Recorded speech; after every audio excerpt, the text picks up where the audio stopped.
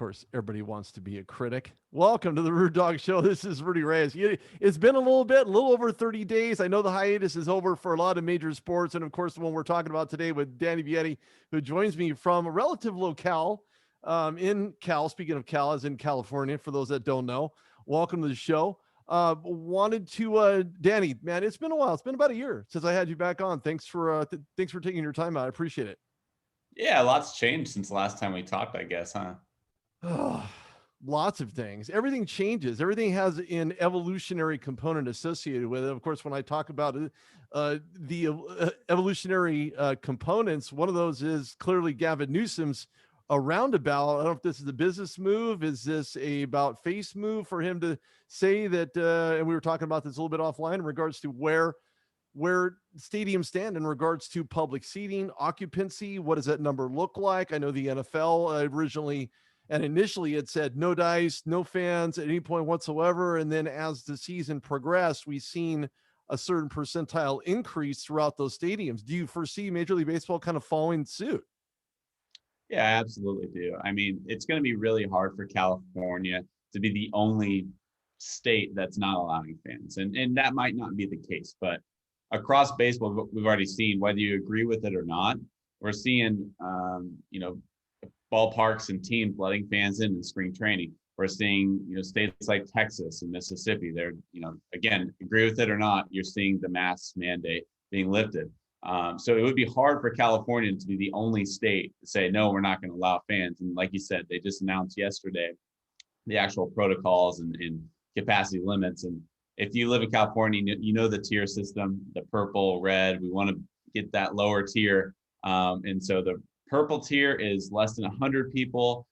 Red tier is 20%. Yellow tier is, I hate to get this incorrect, I want to say it's like 66% capacity. But point being, I think we're looking pretty optimistic having fans in the stands on opening day. As of right now, the Giants are the only team in California, however, that is lower. They're in a county lower than that purple tier. So they're the only ones as of right now that can allow more than 100 fans. But Los Angeles and Orange County and San Diego and Alameda, which hosts the A's, they're all optimistic that they're going to go into that red tier. Right. No, you have a lot of different types of teams throughout. Obviously, we talk about California in regards to what the Angels look like, what the Dodgers look like. They did it in a bubble last year. Same thing with the LA Lakers, did in a bubble last year, but in Orlando. I know that Kershaw, has been absolutely lights out. He was more lights out last season than clearly not getting the nod to start. We're talking grapefruit. We're talking things that are going on in Florida right now in regards to spring training. Dodgers went ahead and signed in offseason a huge impactful move with Trevor Bauer, who was originally from Southern California, to go back to Southern California now to join the Dodgers, which makes them that much more of a favor, especially in the National League. And when you look at what he means to this team, I mean, okay, fine. Spring training is spring training, but when everything comes to pass, Trevor Bauer is just one of those guys that can get it done. What is the overall plan for Dave Roberts and that Dodgers system as far as that rotation? And where do you see Trevor Bauer landing within that rotation? Yeah, it's funny because when Trevor was first speaking about his free agency, one of the things he wanted to do was pitch on a 4-day rest. And he hasn't given up on that idea quite yet. And I remember I spoke with his agent, Rachel Luba, during his free agency process, and he had different priorities. And it's funny that he landed with Los Angeles, considering they now have 7 legitimate starting pitchers in that rotation. Frankly, they would be naive to put Bauer out there every 4 days when you have 7 different starters. I mean, Dustin May and Tony Gonsolin, they could be their 6th and 7th starters. They might even kick them to the bullpen, possibly. Those 2 guys would be 2 or 3 starters in the majority of other teams right now. So they're absolutely stacked. And their over under for win total this year is, I think, 102.5 wins. I mean, the fact that they're expected to win 100 games, especially considering they're going to have the Padres in that division, is incredible. My only concern with their team is really their bullpen. But at the same time, like I just mentioned, once they hit playoff time, they're going to be able to kick 2 or 3 of their starters into that bullpen, and then that shores up their bullpen right there. So they have if we're looking for weaknesses, we'll be splitting hairs. They're going to be one of, if not the most competitive team in baseball yet again. But the Padres are going to be right there to kind of try and step in their way. So it should be interesting dynamic between those two squads. Right. No, and I see that. And then Tatis goes ahead and signs this monster mega deal with San Diego. And of course, it was one of those things that other players look out for. They really kind of pay attention to the wires. You know what? I'm a current free agent. Am I going to fall within those parameters as to what Tatis is getting? Now, look, Tatis, for all intents and purposes, means so much to that Padres organization. The guy is the same whether he's off the diamond or on the diamond in the dugout. Is this a great move for San Diego to invest that much money in a guy who is obviously, and I'm not going to suggest, nor will I ever suggest, unless somehow he falls off the face of the planet and decides to just take a dump on his batting average and not very good at the outfield. Well, where do you see San Diego landing within the landscape of playoff baseball when that comes to pass? Do they take first position, second position? Is it up to Tatis? Is there too much weight on his shoulders? Do they have enough to get in a postseason? Oh, they absolutely do. And they added to every component of their team this season. It's funny, when I had a conversation with AJ Preller, this was about a month ago, and we asked him, we said, this was after they'd acquired Joe Musgrove, Yu Darvish, everyone like that, all their starters, Blake Snell. And we asked him this, said, are you guys done? Are you done making moves? And he responded, he said, yeah, we like our team going forward. We're going to, see what works out. We're always looking to add to our team. Very political answer. And I think a week later, they added Keone Keela and Mark Melancon to their bullpen. I mean, AJ Preller stops at nothing. The guy is just an aggressive mind. And I could see him add that mindset throughout the season. Let's say they fall 4 or 5 games behind the Dodgers this year. AJ Preller is not afraid to make a move, add to that bullpen, whatever it may be. He's not afraid of anything. And going with Fernando Tatis to answer that question, he's the heart and soul of not only that team, but that city. He represents them in a way that not a lot of other players can. Like you said, everything he does on the diamond, that's how he is off the field too. I mean, he is not afraid to stop and take pictures with fans and sign autographs. He generally has a really good heart on him. I haven't met him personally, but I have met a lot of people who have had relationships with him, and they say he's just as good of a dude off the field as he is on the field. I mean, he's 22 years old. I understand the hesitation from some to give a 22-year-old that large of a contract, considering his limited at bats. But if you watch this kid play, if he goes 0 for 4 at the dish, he's still worth the price of admission, because he's going to make an electric play in the field. He's going to, if he happens to get on base, he'll swipe a bag or two. He's worth the price of admission. He's going to sell a whole lot of merchandise, and he's going to help them win a whole lot of games. And no matter if you sign in a contract at 22 years old or 28 years old or whatever, there's always risk for injury. So if you're going to say, well, you don't know if he's going to be healthy or enough, we never know. So there's always that risk factor. Right. No, always a risk versus reward question, right? So if you take the risk, is he worth the reward? Does that reward pay off sooner than later? Does it pay off sooner for San Diego and Tatis early on in the season, or do you potentially foresee that maybe extenuating into postseason where they actually need to get the results, right? Because it's not how you start, it's how you finish. Certainly. I think this contract helps them short-term and long-term. So I personally I'm under the belief that it's a winner bust type season for the next 2-3 years, because when you look at what contracts they have under control for the next 2-3 years, the Blake Snells, the Yu Darvish, they have a championship window right now. And you don't acquire these players, you don't spend this much money, especially considering you don't really know what's going on with the pandemic. There were a lot of ownerships and front offices that were hesitant to spend any money in the front office in the off season. San Diego said, screw that. We're going to go for it. And much respect to them for doing that. But you don't do that and you don't make those moves unless you're trying to hoist the trophy at the end of the season. So if they fall short of that, I personally think it's a disappointment. I understand San Diego hasn't had much success down there. Obviously, they'd never won a World Series, and they haven't been to the World Series since '98 with Tony Gwynn. So they haven't had a lot of success, but I think right now it's championship or bust. I do as well. Speaking of bust or busted, for lack of a better term, there's been a lot of turmoil in regards to certain front offices. New York Mets are one of those places that, they're not going to get all the headlines. They're not going to be this big name team, at least from the onset. And there isn't really any news outside of Mickey Callaway's current accusation in regards to what he has or has not done in relation to female reporters, and it's another black eye for baseball in regards to where do they get these guys? What's the interview process like? Why is this always going to be news? And why the New York Mets? Mickey Callaway is a guy who they thought was going to be their ace, ace in the hole, if you will. But what they didn't recognize was that he does have past history in regards to being sexually and verbally um, over the top, I guess, for lack of a better term, in relation to other women, female reporters, and the like. Is this a black eye more so for the state of New York? Because again, it's all about the Yankees in New York, not necessarily the Mets. When you're one in Manhattan and second you're in the Bronx, if you're the Yankees, does this happen to turn around? Is this how do you see this unfolding for the New York Mets?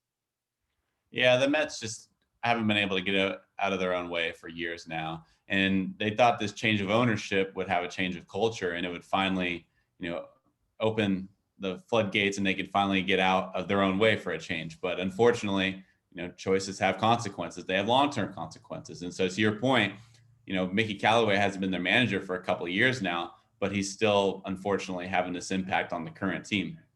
And I want to say this in a very sensitive way. I think all that's happening with Mickey Callaway, Jared Porter, it can be a good thing for baseball because we don't want these people in the league if they're going to be acting this way. And I can't speak for women who have endured these circumstances. I can't speak to it. I'm not a woman in sports, and I can't relate in any fashion. With that being said, if we continue to empower these women to speak up when these things do happen, we will get these people out of the league because we don't want them anywhere near the diamond. We don't want them near front offices, and baseball is better without them in the league. Right. And not only that, women more so now. We're still going through social changes dynamically in and out of sports, especially in sports where the focal point is on the decision making processes. But the problem was in relation to Mickey Callaway's situation.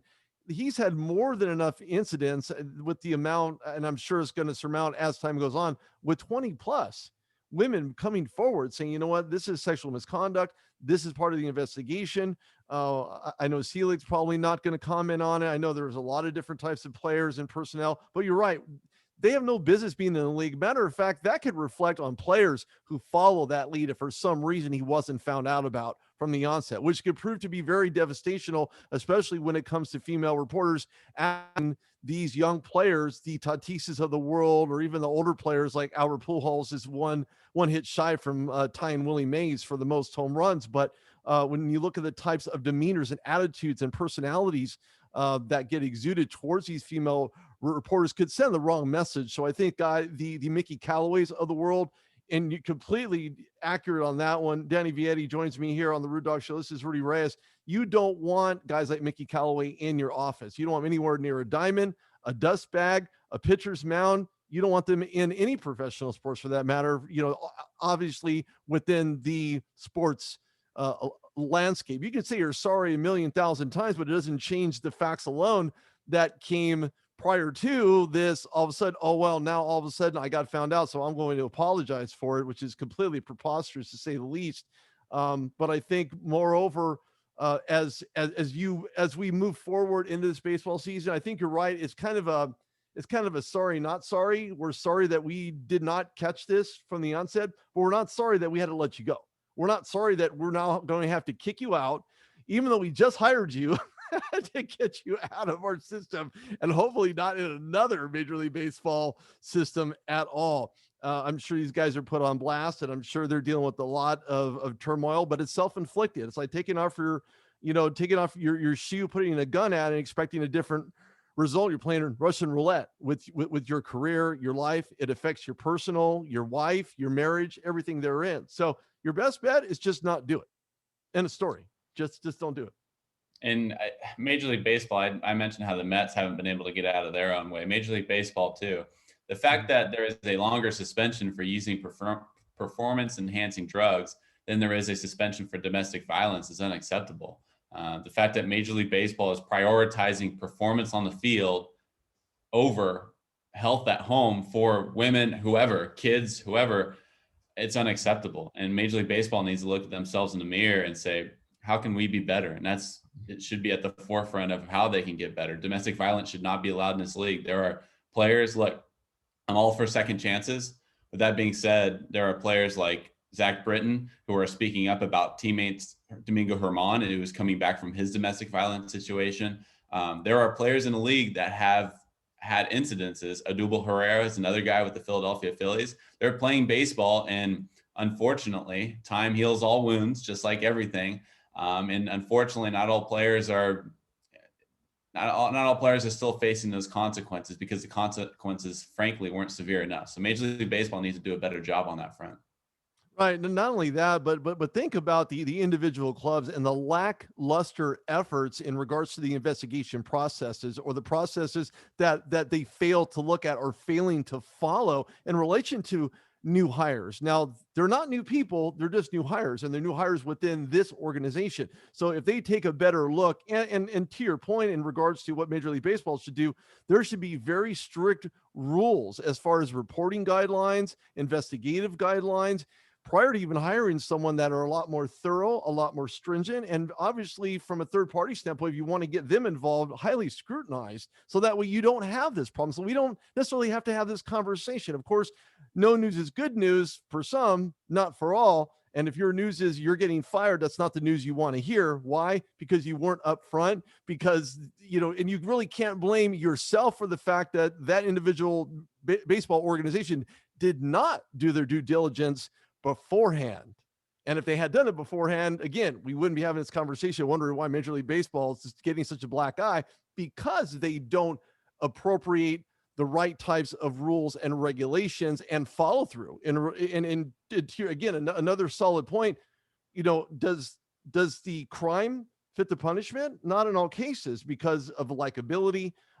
Maybe it has to do with performance on the field. They don't want the guy suspended that long, so they're going to lobby against getting this guy suspended for a full season, or at least half the season, or what have you, because his production on the field supersedes that of the crime, which shouldn't be the case. That in itself is a crime.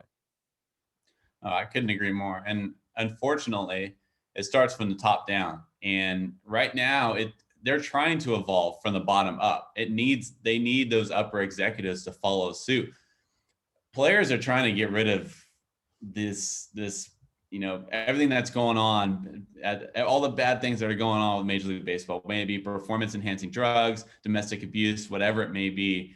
The players are starting to speak up. Not only the players, but reporters are starting to speak up. We're encouraging those who see issues within the game to speak up, and we're empowering those, which is great. But unfortunately, nothing's going to happen unless those front top executives have something to say about it themselves. And unfortunately, the transparency hasn't been there between fan and Major League Baseball, between the MLBPA and Major League Baseball. Transparency hasn't been there. Whatever happens behind those closed doors, we have no idea. And I think the NBA does such a good job. That's why it's such a well-run organization. The NBA is very open about any kind of conversations they have between their players union and their organizations, whatever it may be. Major League Baseball, again, hasn't been able to get out of their own way, and it starts from the top down to the bottom. Yep, I completely agree. Danny Vietti joins me here on the Rude Dog Show. This is Rudy Reyes, live on Facebook, live on YouTube. We're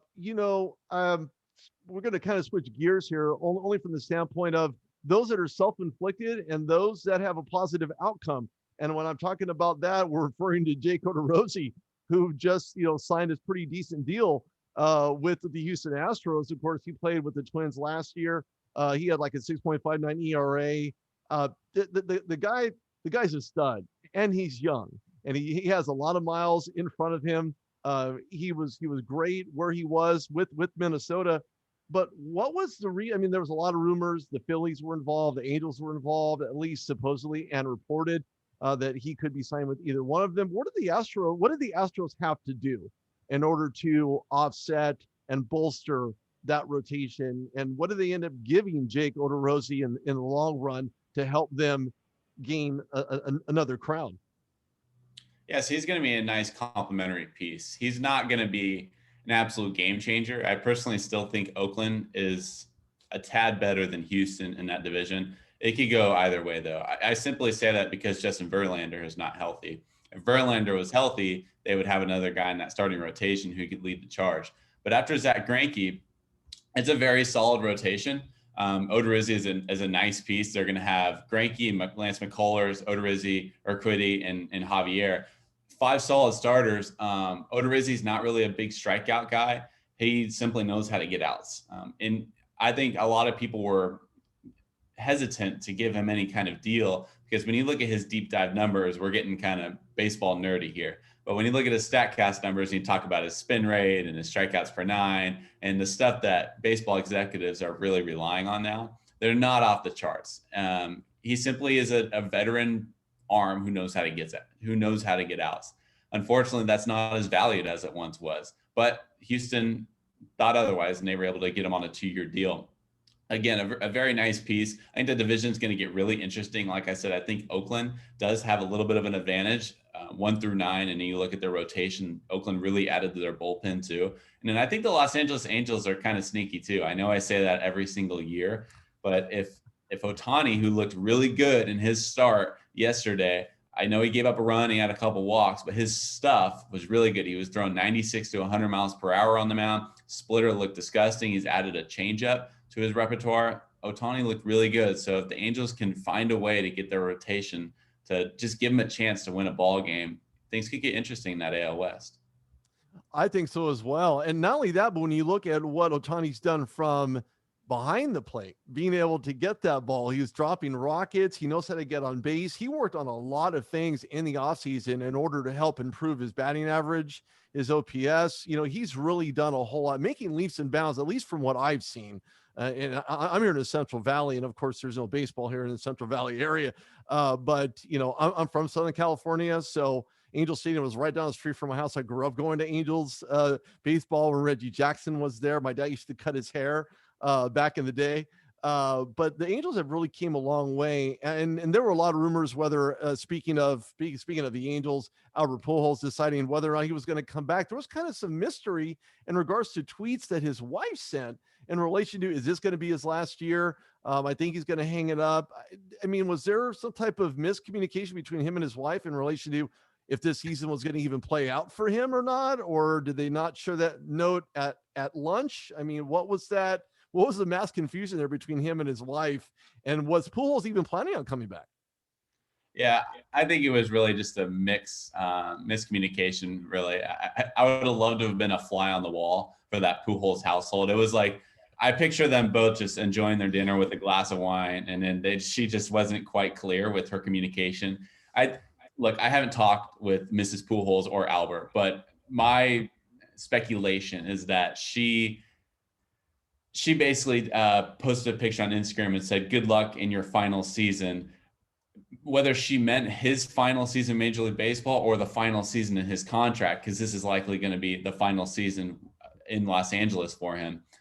We don't really know, but I think she meant final season in Los Angeles. But of course, everyone overreacted, understandably so. But look, I wouldn't imagine Albert's going to hang him up. Or I would imagine that Albert will hang him up this year simply because he's gotten paid a whole lot of money. He obviously doesn't, he's not in it for the money anymore. And I question whether he's still able to drive and run at the rate he used to be able to. I think this year is going to be really important for him because if the Angels have a lot of success and maybe he's able to find some more success, maybe somebody gives him a 1-year deal for 1 more year longer. He's getting closer and closer to that 700 home run threshold. I don't know if he's going to be able to get there. But it could be interesting. I mean, Albert's one of the greatest hitters to ever play the game of baseball. So it's going to be sad whenever he does leave. Yeah, very, very much so. And a lot of people, and of course fans around the world, and obviously here in the United States, who are Angels fans or even just Pujols fans, wants him to tie Willie Mays. But at the same token, what is that going to look like? Will the Angels re-sign him for maybe a 1-year rental deal? Nobody knows because this season hasn't even really started yet. And you could count this as, well, it's already started because they're in Florida. Well, no, spring training is just that, spring, and it's training. So let's see what the rest of the season holds for Albert Pujols and the Angels with Ohtani, and obviously a lot of different changes within the Angels organization. And then yesterday, oh my gosh, this was almost tough to watch. If anybody had seen that Mike Soroka ACL tear, that was absolutely horrendous. It was if he had the step upon the initial. So the minute that he released that ball, it was like a hyperextension, and then he tried to step off of the mound. And I've watched this, I don't know how many times from different angles. It just looks like it was just a hyperextension, which forced the ACL to just tear apart. What are your thoughts on this? And I mean, obviously, Freddie Freeman was very shocked about this, and I'm sure everybody else was too, including myself. Where does this put this rotation at risk? Do they still go after some notable free agents? What's going on here? I have to. I missed the Mike Soroka injury. I'm sorry. I didn't. He tore his Achilles tendon last year, but are you saying he had another injury yesterday? Yeah, based on what I've seen, he was this is just absolute. Oh, I'm sorry, no, it wasn't 2020. My mistake. So then this kind of changes the dynamic a little bit. So now Sakura comes back into this lineup with it finally healed. Mhm. Does he look any better? Does he look any worse? What are your thoughts about him and that ACL? Or does he change something up within his pitching style to prevent an injury like that from occurring again? Sure. They were able to add Charlie Morton to that rotation and Drew Smiley, which I think is key for a guy like Mike Soroka because they already have Max Fried and Anderson, who are two really good young pitchers. Mhm. I think adding those two guys, two veteran arms who have proven that they can pitch a lot of innings in a regular season, it's really influential for a guy like Mike Soroka, who they probably don't want to throw him out there for 7, 8 innings coming off that big Achilles injury. So I think they can kind of ease him back into things. And he's like, he's throwing the ball again, obviously, and he's expected to be ready for opening day, which is, a huge positive for an Atlanta Braves team that is expected to contend.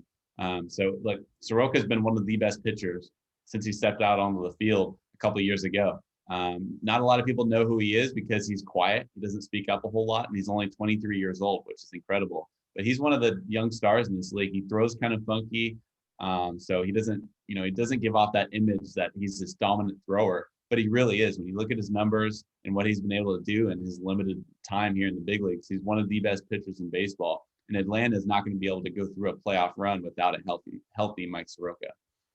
Right. No, and I think Atlanta would probably be a lot better suited to not send him out there for 5 or 6 innings. Let him. You have enough in that rotation. I'm not going to say enough as in they don't really need him there, but I mean to the extent of allowing him to not be out there and forcing him to throw for 7 or 8 innings. They have the depth. Just a question as to whether or not how does he fit in that rotation. Do you see him in 2 or 3 innings pitched? Does it depend on how he's physically feeling? Do they go out and check on him on the mound? Being so young, coming off that ACL, where do you see him actually taking part of that overall rotation? And do they send him out for 3 or 4 innings only? So from what I understand now is he wants to be ready for opening day. That being said, um, like kind of like you mentioned, I think they're going to ease him back into things. I don't think they expect him to throw 200 plus innings on his way back, and especially if they're expected to play some postseason baseball, they want him ready to go come October. So they haven't announced yet what their plan is exactly for him. But from Mike's perspective, he wants to be ready for opening day, ready to go. He wants to be their opening day starter. But I think the organization is going to have to reel him back and say, look, let's take things slow. Let's get you back to 100%, and then we can take things from there. Right, I do as well. And of course, I want to talk Pirates, and I'm scratching my head because I'm just kind of wondering. I understand the Pirates have always been the underdog, and that's just how they are. Maybe it's just the personality of the team, but they went ahead and they have a new skipper. They did make some adds. They did make some subtractions. It just seems that every player that ends up leaving the Pirates system, and this is not reflected necessarily on the front office, but maybe could be the organization as a whole in regards to they send players packing. We've seen it with Cole. We've seen it with various other players who left the Pirates organization to be successful somewhere else and to win a World Series. At least or get into the playoffs where the Pirates haven't been, and I don't even know how long. It's been almost forever. It feels like. But do the Pirates get out of that slump? I mean, I understand they do have some guys They have Felix, they have Keller, they have Jacob Stallings. They do have some leftovers from the prior season. Did they get any better at all in various top positions? Not at all. Pittsburgh front office is an absolute joke right now. The biggest contract that they've handed out in their franchise history was $55 million to Jason Kendall. That was back, it was 20 years ago, back in 2000. Jason Kendall, a catcher, and he batted leadoff. I mean, that's the biggest contract they've handed out. And they've drafted well. I mean, my gosh, they've gotten McCutchen, they've gotten Garrett Cole, they've got Starling Marte. I mean, they've had a nice job doing it organically, but their owner refuses to spend money. And it's sad because, like I said, they have been able to, draft talent and do it organically, but they refuse to go out on the free agent market and add to their team. Mitch Keller is another guy that they brought in organically. He's one of the top prospects in baseball. He really showed some things last year. He's looked really good this spring too, but they don't have enough within their lineup. They traded Josh Bell this offseason. They traded Jameson Taillon, who, by the way, I think he's going to have a big time comeback year for the Yankees. Yeah. They're not only not signing players, but they're also got rid of some of their biggest talents on their team. I feel bad for Pirates fans because it's sad that they haven't been able to. Well, I don't want to say be able to. They haven't chosen to spend money in their history's existence. It's sad. I feel bad for Pittsburgh fans because they have grinded with their team for years because they haven't had a lot of success, and frankly, the front office hasn't held up their end of the bargain. Well, not only that, but you have guys like Jack Hartman. I actually had Jack on my show. He's a very young, bright, talented young guy, but yet he wasn't called up. And and I just ponder myself and really think about this from a deep perspective and think to myself, are they ever going to get out of this? Do you foresee them getting out of this? Do you think the owner at any point whatsoever, of course, there's always screaming ownership change, let's buy him out, let's get a group of people and this, that, and the other. Do you ever foresee them getting out of this organic slump, I guess, for lack of a better term, in order to get to some type of contention within the National League as a whole? Forget the Central, I just mean the National League in general. Do they ever rise above where they have been mediocre for so long? It's hard to say. I personally don't think they're going to have too much success until they find new ownership, until they find a guy that's willing to spend a little bit of money. Unfortunately, there's too many owners in this league that are not only billionaires, but they're also penny pinchers too. Pittsburgh is certainly one of those squads. And I hate to say, I don't like calling for people's jobs, but when your biggest free agent that you signed in 20 years is Jason Kendall, which happened 20 years ago and is $55 million. Garrett Cole's making $35 million this year. He's almost making more than Jason Kendall's total contract this 1 year. And I hate to compare Pittsburgh to New York because they are two different markets, but the front office has failed their fans. And we had a conversation with Jameson Taillon, who recently got traded to New York. Yeah. Had a conversation with him about a month ago. And he has a special relationship with Pittsburgh, with their fans, with that front office. And he said, look, he told us he believes that they had the right components in place to put a competitive team on the field. Like I said, whether you believe that or not, that's an inside guy who knows what's going on within Pittsburgh. And he does believe that they had the right components in place. Whether you believe that or not, I think the front office has done a terrible job. Until they fix and shore up that front office, I don't see anything happening with Pittsburgh. Well, one thing about Jameson Taillon, there was, I actually like the guy. I follow him on Twitter, and he's relatively straightforward. He doesn't pull any punches. He's relatively direct. He's become a lot more of a voice for baseball, and not only that, but for himself in relation to what he's done in the offseason to become that much better. I think he's going to be a huge asset for New York. And I foresee him having a lot of great success there. So as long as he is there, and to be quite honest with you, I think he's going to find success wherever he goes in Major League Baseball. Obviously, if they're willing to pay for that success, and another organization is a whole nother story entirely. However, as far as the front office is concerned, I think there's a little bit of sugarcoating going on there, to be quite honest with you, in relation to Taillon feeling the way that he does about the front office. And a lot of the times, fans get in the way of with their emotions. Talk about not getting out of your own way. And with that comes the understanding that perhaps there's too much emotion in baseball. There's no crying in baseball, but clearly there is a little sugarcoating in baseball to make something look a little bit better than what it is if you sprinkle a little bit of sugar on it.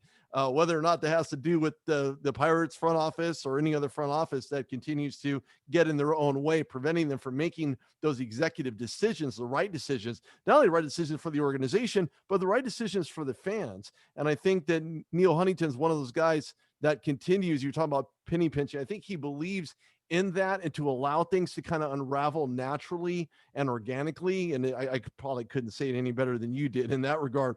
But I don't know that they have enough talent. I don't know if they have the right coaches. I don't know that they have right anything right now. And of course, you always refer back to the movie The Right Stuff. I just don't think that they have the right stuff, to be honest with you. And until they're willing to spend that an exorbitant amount of money. I mean, one player, and I'm trying to recall what this is and who, when, how, and why, but one particular player was making more money than everybody on the entire roster. Like it was like I think it was Tatis. I believe it was Tatis. So spending $4 million or plus on one particular player says a lot about one organization that refuses to pay that kind of money, but you're going to get the production. Did they look at his WAR? Did he look at his on base percentage? What were they looking at, or lack thereof? Right. So they always question that. So I obviously have a huge question in regards to where the Pirates go. I don't think they're really going to go anywhere. It's always nice to think of course, I am a Pirates fan, Steelers, Penguins, but at the same token, I'm also very realistic. I'm very objective. But Danny, hey man, thanks for coming on. I really appreciate it. Great talking to you. Want to have you on again as the regular season kicks off. Where do these teams land? Who, when, how, and why? And would love to get you back on. Yeah, always a good time, Rudy. Thanks so much for having me, man. Appreciate it. Absolutely. Thanks a lot. Take care. And we'll do this soon. This is Rudy Reyes. Danny Vietti joins me here on the show. Go throw him a follow. Any shout outs, Danny? Anything you want to mention to people out there with 19,000 followers as you have? Just check everything out on my socials and everything on CBSSports.com. Thanks so much. Perfect. Absolutely. Thanks a lot. Take care. This is Rudy Reyes on the Rude Dog Show. Danny Vietti joins me. Thank you so much for coming on. Thank you so much for checking it out. I appreciate it. It's going to be posted on YouTube and everywhere else. So feel free to reach out. If you have any questions, I chat on Twitter, Facebook, wherever you get your audio, that's where I'm at. Thanks a lot for tuning in. Take care and have a great day. Stay safe.